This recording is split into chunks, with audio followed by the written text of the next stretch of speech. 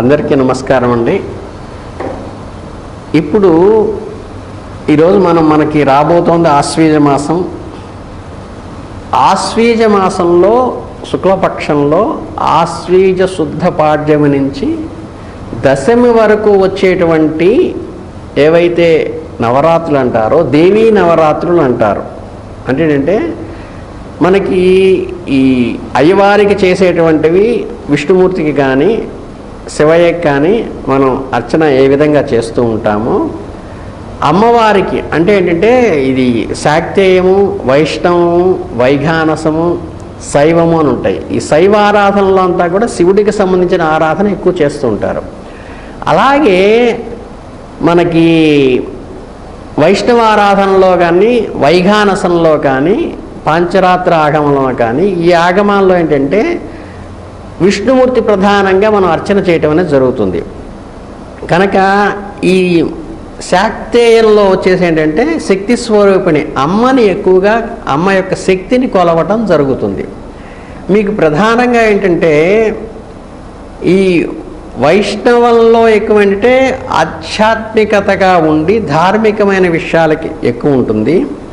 శివయ్య కూడా శివైక్యానికి కానీ ఇటు బోళాశంకరుడిగా ఉంటాను కానీ కొన్ని కోరికలిసడానికి ఉంటుంది. కానీ శాక్తేయంలో ఉన్నటువంటి ప్రధానమైన గొప్పతనం ఏంటంటే మీకు తండ్రికి తల్లికి డిఫరెన్స్ తెలుసు. తండ్రి ఎప్పుడూ కూడా మనని రెక్టిఫై చేయటం కోసము, ఒక క్రమశిక్షణలో పెట్టడం కోసము, అవసరం అయితే ఏంటంటే దాన్ని కంట్రోల్ చేసి అంటే మన కోరికలని తగ్గించి మన క్రమబద్ధతలో పెట్టడానికి సహకరించేవాడు తండ్రి. కానీ తల్లి మనసు ఏమిటంటే మన మనసును అర్థం చేసుకుని మనకి అవసరమైనటువంటి కోరికలన్నీ తీర్చి మన ఇష్టాలు సమకూర్చి చక్కగా ఏది కావాలంటే ఇది వండి పెట్టి మన వృద్ధిలోకి రావడం కోసం కోరుకునేది తల్లి. అందుకని ఏంటంటే అమ్మవారి యొక్క గొప్పతనం ఏంటంటే అమ్మవారికి అభీష్ట సిద్ధిస్తుంది. ఫస్ట్ మీకు మనం పుట్టినప్పటి నుంచి శివైక్యం పొందటం అనేది చివరి మెట్టు, మోక్షం అనేది చివరి మెట్టు. కానీ ఐహికంగా మనం బతకాలంటే, మనం జీవించాలంటే మనకేదో పిల్లలు పెళ్ళిళ్ళు కావాలనో, లేకపోతే అబ్బాయికి చక్కగా ఉద్యోగం రావాలనో, లేకపోతే ఏంటంటే వాళ్ళకి కూతురికి అల్లుడికి పిల్లలు పుట్టాలనో, లేకపోతే కొడుక్కి కోళ్ళకి పిల్లలు పుట్టాలనో, మనకు కొన్ని ఐహికమైన ఇల్లు కట్టుకోవాలనో, లేకపోతే ఒక పొలం కొనుక్కోవాలనో, లేక వ్యాపారంలో వృద్ధి రావాలనో, ఆర్థికంగా వృద్ధిలోకి రావాలనో మనకి మినిమం నీడ్స్ అనేవి ఉంటాయి. ఏంటంటే వివేకానందుడు చెప్పినట్టుగా ఆకలితో మాడుతున్న వాడికి వేదాంతం చెబితే ఎక్కదు. అందుకనేంటి మనకి ఆధ్యాత్మికత ఎంత అవసరమో, ధార్మికత ఎంత అవసరమో, ఖచ్చితంగా దానికి కావాల్సినటువంటి ఐహికమైనటువంటి కోరికలు కూడా అంతే అవసరం. కాబట్టి ఐహికమైనటువంటి మన అభీష్టాలన్నీ నెరవేరుస్తూ చివరికి మోక్షాన్ని ఇచ్చేది అమ్మవారు. సో కనుక ఏంటంటే మనకి అడగంగానే అన్నం పెట్టేది అమ్మ. కాబట్టి మనకి అమ్మని పూజించడం అనేది ప్రధానంగా సంవత్సరం మొత్తంలో 365 రోజుల్లో ప్రధానంగా అమ్మని పూజించేటువంటి ప్రశస్తమైనటువంటి పర్వదినాలు ఏవైతే ఉన్నాయంటే ఆశ్వీజ బహుళ పాడ్యమి నుంచి మనకి దశమి వరకు, విజయదశమి వరకు కూడా పర్వదినాలుగా ఉంటాయి. దీంట్లో మనకి ఈ సంవత్సరం 24వ సంవత్సరంలో వచ్చేటప్పుడు ఏంటంటే మనకి పాడ్యమి తిథి వచ్చేసేసి మనకి ప్రధానంగా 3వ తారీఖు స్టార్ట్ అవుతుంది. దశమి తిథి వచ్చేసేసరికి విజయదశమి వచ్చేసరికి 12వ తారీఖు ఎండ్ అవుతుంది. ఇప్పుడు ఏంటంటే ప్రధానంగా మనకు చాలామందికి ఉండేటువంటిది ఏంటంటే ప్రతి గుళ్ళో కూడా ఫస్ట్ బాలా త్రిపుర సుందరి అని, తర్వాత లలిత అని, తర్వాత అన్నపూర్ణాదేవని, తర్వాత మహాలక్ష్మి అవతారమని, తర్వాత సరస్వతి అవతారమని, తర్వాత ఏంటంటే మహిషాసురమర్ధని అని, తర్వాత కొన్నిట్లో ఫైనల్గా దుర్గా అని, కొన్నిట్లో రాజరాజేశ్వరని మనకి అలంకారాలు చేస్తూ ఉంటారు. వీటిల్లోకి వచ్చేసి ఏంటంటే చాలామంది ఏ రంగు వస్త్రం ఆ రోజు కట్టుకోవాలని, ఏ రకమైన ప్రసాదాలు ఆ రోజు చేయాలనేటువంటిది చాలామందికి ఒక్కొక్కళ్ళు ఒక్కో రకంగా చెప్తున్నారని ధర్మ సందేహం చాలా ఉంటుంది. వీళ్ళందరూ యూట్యూబ్లో చెప్పేవాళ్ళందరూ ఒక స్వామివారేమో ఆ రోజు బలాన ప్రసాదం చేయమన్నారు, ఒక స్వామి ఏమో బలానా రకం వస్త్రం కట్టుకోమన్నారు, ఈయనకి డీవియేషన్ వస్తుంది అని చాలామందికి ఉండేటువంటి మేజర్ క్వశ్చన్ అదే. ఈ క్వశ్చన్ కరెక్ట్ సమాధానం ఏంటంటే, ఒక్కొక్క గుళ్ళో అంటే ఇప్పుడు విజయవాడ కనకదుర్గ అమ్మవారికి ఉందనుకోండి, ఈ అమ్మవారికి అలంకారాలు చేసేటప్పుడు ఈ లలితాదేవి, బాల, అన్నపూర్ణ, రాజరాజేశ్వరి ఇవి చేసేటప్పుడు అంటే ఒక్కో రోజు ఒక్కోటి ఒక సిస్టమ్ పెట్టుకుంటారు వాళ్ళు. అలాగే ఇప్పుడు నెల్లూరు రాజరాజేశ్వరి గుడి ఉంది, అక్కడ వేరేది పెట్టుకుంటారు. కంచిపేట ఉంది, అక్కడ వేరేది ఉంటుంది. ఈ అలంకారాలు మారినప్పుడు ఏంటంటే ఆ అమ్మవారికి సంబంధించిన నివేదన మారుతుంది. మీరు అది గమనించుకుంటే ఏంటంటే కరెక్ట్గా సింక్రనైజ్ కరెక్ట్గా అవుతుంది.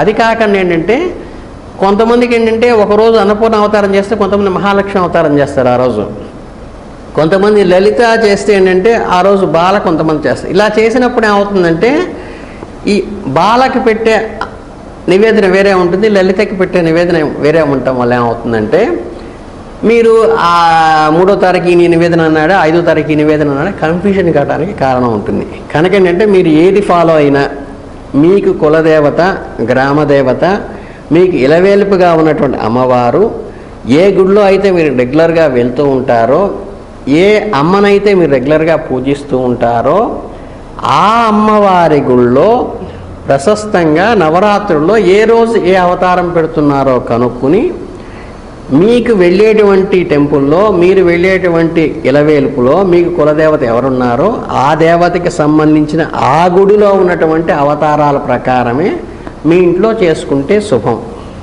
కనుక ఏంటంటే మీకు ఒక్కో రోజు ఒక్కోళ్ళు ఒక్కో రకంగా చెబుతున్నారనే డౌట్కి క్లారిఫికేషన్ ఇవ్వటం ప్రధానంగా మా ధర్మం. కాబట్టి ఇక్కడ ఎవరు చెప్పింది తప్పు కాదు, ఎవరు చెప్పింది రైట్ అని కాదు. అక్కడ ఆ అవతారాన్ని వచ్చినప్పుడు ఏంటంటే దానికి తగ్గట్టు చేసుకోవాలి. రెండవది ఏంటంటే మనకి చాలామందికి ఈ గ్రహ దోషాల వల్ల కానీ లేదా ఏంటంటే వాళ్ళ దశాంతస్తులను బట్టి కానీ వాళ్ళకి ఉండేటువంటి రెమెడీస్ వేరుగా ఉంటాయి. కామన్గా అందరికీ ఉండేది ఏంటంటే ఇప్పుడు ఆదివారము, సోమవారం, మంగళవారం, బుధవారం, గురువారం, శుక్రవారం, శనివారం అని 7 వారాలు ఉన్నాయి. ఈ 7 వారాలకి ఏంటంటే ఒక్కో వారానికి ఒక గ్రహ అధిపతి ఉంటారు. అంటే అమ్మవారి పూజతో పాటు మన గ్రహదోష నివారణ కూడా కావాలి అనుకున్నారనుకోండి, ఆదివారం పూట ఆయనకు సూర్యుడికి అధిపతి. అంటే ఆదివారం పూట ఆయనకి సంబంధించిన ధాన్యంతో మనం ప్రసాదం చేయటం కానీ, లేకపోతే ఆయనకి సంబంధించినటువంటి వస్త్రంతో, అంటే ఆదివారం అనుకున్న ఆరెంజ్ కలరు సూర్యనారాయణ స్వామికి ప్రశస్తమైంది కనుక అమ్మవారి పూర్వకంగా చేస్తే అమ్మవారికి అనుగుణమైనటువంటి వస్త్రాన్ని, ఇష్టమైన వస్త్రాన్ని అమ్మవారికి కడతారు. మనం వస్త్రం వేసుకోవాలనుకోండి, అంటే భక్తులైనటువంటి మన గుడికి వెళ్ళేటువంటి మనం వస్త్రం ధరించాలంటే ఏం చేయించాలంటే మన గ్రహదోష నివారణకి ఏంటంటే మనకి ఏ గ్రహానికైతే ఆ రోజు అనుకూలమో, అంటే ఆదివారం రోజు వచ్చినప్పుడు అంటే ఆరెంజ్ కలర్ బట్టలు మనం వేసుకోవాలి. అర్థమైందండి? ఆ రకమైన ధాన్యాన్ని మనం అక్కడ నివేదనగా ఇస్తే అప్పుడు ఆ గ్రహదోష నివారణ మనకి అవుతుంది. ఆ సమితలు దానం చేస్తే, ఆ సమితలు హోమంలో వేస్తే అని చెప్తారు. కాబట్టి మనం అక్కడ రెగ్యులర్గా హోమం చేసేటువంటి టెంపుల్స్ ఉన్నాయనుకోండి, ఏ వారం అయితే మీరు వెళ్తున్నారో ఆ వారానికి సంబంధించిన సమితి తీసుకెళ్తారు. ఇంకోటి ఏంటి, మీకు ఏ గ్రహానికైతే దోషం ఉందనుకుంటారో ఆ సమితిని అక్కడ ఆహుతిగా ఇస్తే ఏంటంటే ఆ సమితి వాళ్ళు హోమం చేసేటప్పుడు అక్కడ ఆటోమేటిక్గా ఆ ద్రవ్యంలో హోమంలో వేసినప్పుడు ఆ దోషం మీకు నివారణ అవుతుంది. అందుకని ఏంటంటే మీరు ప్రధానంగా చూసుకోవాల్సింది ఆదివారం వెళ్ళేటప్పుడు ఏంటంటే చక్కగా ఆరెంజ్ కలర్ బట్టలు వేసుకోవాలి. సూర్యుడికి సంబంధించిన బొబ్బర్లు కానీ అవి తీసుకుని వెళ్ళి మనం అక్కడ ప్రసాదంగా ఇస్తే మంచిది. సోమవారం ఉందనుకోండి, ఆ రోజు నవరాత్రుల్లో సోమవారం వచ్చింది. సోమవారం చంద్రుడికి సంకేతం కాబట్టి చంద్ర సంబంధమైనటువంటి తెల్లని వస్త్రాలు కట్టుకోవటము, చంద్ర సంబంధమైనటువంటి సమిధలు తీసుకెళ్ళి అక్కడ హోమానికి, అక్కడ హోమం చేసే గుళ్ళు ఉంటే అక్కడ హోమానికి ఆ ద్రవ్యం ఇవ్వటము అనేది, చంద్ర సంబంధమైనటువంటి బియ్యంతో చేసినటువంటి పాయసం కానీ పరవాణం కానీ అట్లాంటివి మనం అక్కడ నివేదనగా సమర్పిస్తే ఆ గ్రహదోష నివారణ అవుతుంది. అలాగే బుధగ్రహం ఉంది, బుధవారం వచ్చినప్పుడు బుధగ్రహం ఉంటుంది. బుధగ్రహానికి బుధుడికి సంకేతం ఏంటి, పెసలు, పచ్చి పెసలు సంకేతం. కాబట్టి ఆ రోజు ఏంటంటే పచ్చి పెసలతో చేసిన ముద్గానం కానీ పెసలు చక్క తాలింపు కానీ పెట్టి ఇచ్చే ఏంటంటే మనకు బాగుంటుంది. ఆ రోజు మనం మన బుధ సంబంధమైన అనుకూలమైనటువంటి ఆకుపచ్చని వస్త్రాలు ధరిస్తే మనకి సుఖం. గురువారం వెళ్తున్నాము, పసుపు పక్షం అంటే వస్త్రాలు కట్టుకోవాలి. మనకి ఆ రోజు గురువుకు సంకేతమైనటువంటి శనగలు ఏవైతే ఉంటాయో శనగలు సాతాళింపు శనగలు కనుక గుళ్ళో నివేదనగా ఇస్తే మనకి మంచి జరుగుతుంది, గ్రహదోష నివారణ అవుతుంది. శుక్రవారము అలాగే ఏంటంటే చక్కగా తెల్లటి వస్త్రం కానీ అవి మీకు కట్టుకుంటారు. శనివారము ఏంటంటే మనకి నల్లని వస్త్రం కానీ, నలుపు అంటే ఏంటంటే కొంచెం బ్రౌన్ డార్క్ బ్రౌన్ కానీ ఈ కలర్ వస్త్రాలు కానీ కట్టుకోవచ్చు. ఆ తర్వాత రాహుకి తర్వాత కేతువుకి అంటే బూడిద వర్ణం కానీ మిక్స్డ్ కలర్లో ఉన్నటువంటి వస్త్రాలు కానీ కట్టుకోవటము, వాటికి సంబంధించినటువంటి ఉలవలు అలచందులు అవి ప్రసాదంగా ఇస్తే మనకి నివారణ అవుతాయి. కనుక ఏంటంటే చాలామందికి ఉన్న ధర్మ సందేహము ఒక్కొక్క టెంపుల్లో ఒక్కొక్క రోజు ఒక్కొక్క దేవతకి అలంకారం ఉంటుంది. విజయవాడకి, నెల్లూరుకి, కంచికి పీఠానికి ప్రతి దేవాలయానికి కూడా అలంకారాలు మారుతాయి. కాబట్టి అమ్మవారికి పెట్టే చీరలు రంగు మారుతుంది, వాళ్ళకి పెట్టే ప్రసాదము మారుతుంది. మనము మన గ్రహ నివారణగా వెళ్ళేటప్పుడు అమ్మవారు పెట్టిన కలర్ కట్టుకోవడం కాకుండా ఆ గ్రహానికి ఆ రోజుకి ఆ వారానికి సంబంధించింది మనం కట్టుకుని వెళ్ళి మనం ఆ రకమైన ప్రసాదం ఆ రకమైన సమితుల హోమానికి ఇచ్చినప్పుడు మనకి గ్రహ నివారణ అవుతుంది. ఇది గుర్తుపెట్టుకుని చక్కగా అమ్మవారి కటాక్షానికి పాత్రులైతే అక్కడ భక్తి ప్రధానము, భక్తి మోక్షానికి ఐక్యమైన కోరికలు తీరడానికి ఎంత ప్రధానమో మనకి గ్రహదోషాల నివారణ అవ్వటం కూడా అంతే ప్రధానం. కాబట్టి మనం ఇవన్నీ గుర్తుపెట్టుకుంటే ఈ లోపల ఉన్నటువంటి క్లమ్జీ మైండ్ని పోయి పర్ఫెక్ట్గా అందరూ ప్రశాంతమైన మనసుతో అమ్మవారు చక్కగా ఎలుగెత్తి పిలిస్తే అమ్మవారు పరిగెత్తుకొచ్చి చక్కగా ఒళ్ళో పెట్టుకుని నాన్న అమ్మలాగా అన్నం పెడుతుంది.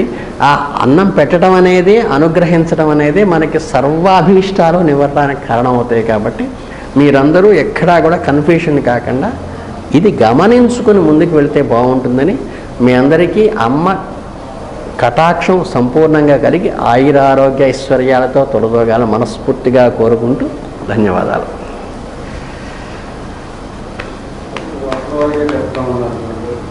అనుకున్నాను. శ్రీ గురుభ్యో నమ. శ్రీ మహాగణాధిపతయే నమ. సరస్వత్యై నమ. హరి ఓం. శ్రీమాత్రే నమ. క్రోధీనామ సంవత్సరము ఆశ్వజ మాసము అక్టోబర్ మాసం ఫలితాలకు వచ్చినట్లయితే ముఖ్యంగా సింహరాశి వారి యొక్క గ్రహస్థితి చూసినట్లయితే సింహరాశి యొక్క నక్షత్రాలు మఘానక్షత్రం 4 పాదాలు, ఉపనక్షత్రం 4 పాదాలు, త్రినక్షత్రం 1వ పాదము. ఈ గ్రహస్థితి చూసినట్టయితే వీరి యొక్క కుజుడు 12లో సంచారము, ద్వితీయ స్థానంలో కేతువు సంచారము, రవి బుధ ద్వితీయమునందు తృతీయ సంచారము, శుక్రుడు తృతీయమునందు చతుర్థ సంచారము, అట్లాగే వక్రగతి శని వక్రగమనంతో షష్ఠక్షేత్ర సందర్శనము, అట్లాగే రాహువు అష్టమస్థాన సంచారము, అట్లాగే వక్రగతైన గురువు భాగ్య సంచారము. ఈ విధమైన సంచారాన్ని చూసుకున్నట్లయితే ముఖ్యంగా మనము ఈ యొక్క సింహరాశి వారికి ముఖ్యంగా 12లో ఉండడం వల్ల కుజుడు శస్త్ర అస్త్రాదులతో భయం కలగటము, జ్వరాలు కలగటము, భయాందోళనలతో ఉండటము కలిగే అవకాశం ఉంటుంది. అట్లానే ఇంట్లో ప్రశాంతంగా నిద్రపోయే అవకాశం ఉండదు. ఏదో ఒక కల్లోలంగా ఉన్నట్టుగా భావన జరుగుతూ ఉంటుంది. మనస్సులో ఒక కకావిలకమైనటువంటి మనస్సు ఉంటుంది. ఒక చిత్త చాంచల్యం అనేది వీరు గోచరిస్తుంది. అట్లానే ద్వితీయమందు కేతు సంచారం వల్ల ఇంట్లో వాళ్ళు పూర్తిగా అర్థం చేసుకోకపోవటం, దానివల్ల మీరు ఎంత చెప్పినా ఇంతేనా అని చెప్పి మనసులో భావన కలగటం, అది కొంత విరక్తిని కలిగించే అవకాశం ఉంది. అట్లానే మీకు ఈ యొక్క బుధుడు కూడా సంచారం వచ్చేసి తృతీయ సంచారం వల్ల కొంత బుధుడు అనుకూలంగా ఉన్నాడు. మళ్ళీ గురువు సంచారం చూసినట్టయితే వక్రగమనంతో వీరికి భాగ్య సంచారము కలుగుతుంది దశమ క్షేత్రంలో. కాబట్టి వీళ్ళకి ఒత్తిడి అనేది కొద్దిగా ఎక్కువగా ఉంటుంది, పని ఒత్తిళ్ళు. అట్లాగే భాగ్యస్థానంలో గురు సంచారం వల్ల కొంతవరకు పూర్వపుణ్యాన్ని గ్రహించి సజ్జన సాంగత్యము, సద్గ్రంథ పఠనము, దైవారాధన ఎక్కువగా భావనగా ఉంటారు దైవంలో. తర్వాత ఈ యొక్క శని వక్రగమనంతో 6లో ఉండడం వల్ల శత్రు ప్రాభవాన్ని ఎదుర్కొంటారు. రుణ రోగాదులకు వస్తే రుణం తక్కువగా చేయటం అనేది మంచిది. చిత్తచాంచల్యం నివృత్తి చేసుకోండి. అసంతృప్తికరమైనటువంటి వైఖరి ఏదైతే ఉంటుందో సంతృప్తికరంగా ఉన్నదాంతో బాగుంది అని చెప్పి కొంత మనస్సులో అది నెమరేసుకోవడం మంచిది, ఉన్నంతలో బాగున్నాము అని చెప్పి. అట్లాగే శుక్రుడు పంచమక్షత్ర సందర్శనం వల్ల, చతుర్థ స్థానం సంచారం వల్ల శుక్రుడు యొక్క అనుగ్రహాన్ని పొందడానికి కానీ, స్త్రీ సౌఖ్యము అందరికీ కూడా మంచి ఆలోచన జ్ఞానం కలిగి వాహనాలు కొనుక్కునేటువంటి వారికి ఈ యొక్క వాహన శ్రేణి కూడా చాలా బాగా యోగిస్తుంది. కొంతవరకు జ్వరాలు వాటి లాంటి వ్యాధులతో ఇబ్బంది పడే అవకాశం ఉంటే కనుక శీఘ్రంగా ఔషధ సేవనం చేయటం మంచిది. మళ్ళీ కూడా రాహువు మీకు అష్టమ స్థాన సంచారం వల్ల రాజదండనాది కార్యక్రమాలు, ప్రయత్నపూర్వకంగా లాభాలు కొంత ఇబ్బందికరంగా గోచరిస్తున్నాయి. ఎప్పటి నుంచో బాధపడుతున్న విషయాన్ని ఇప్పుడు బయటకు తీసుకొచ్చి దాన్ని మీరు బయట ప్రపంచానికి చూపించడం వల్ల అసలు జరుగుతున్న విషయం బయటపడటం జరుగుతుంది. కాబట్టి గురు సంచారం వల్ల గురువు యొక్క అనుగ్రహం కలిగి సర్వత్రా అంతా సానుకూలంగా ఉంటుంది. సింహరాశి వారికి ముఖ్యంగా వీరికి రాబోయేటువంటి దసరా నవరాత్రులలో చాలా యోగాన్ని ప్రసాదిస్తారు. చిత్తచాంచల్యం ఉన్నా, సౌఖ్యంగా ఉన్నా కూడా కొంత అసంతృప్తి ధోరణి అనేది బయటపడుతుంది. కాబట్టి ఇటువంటి ధోరణి ఏదైతే బాలేదో ఆ యొక్క స్థితిని మారటానికి కానీ,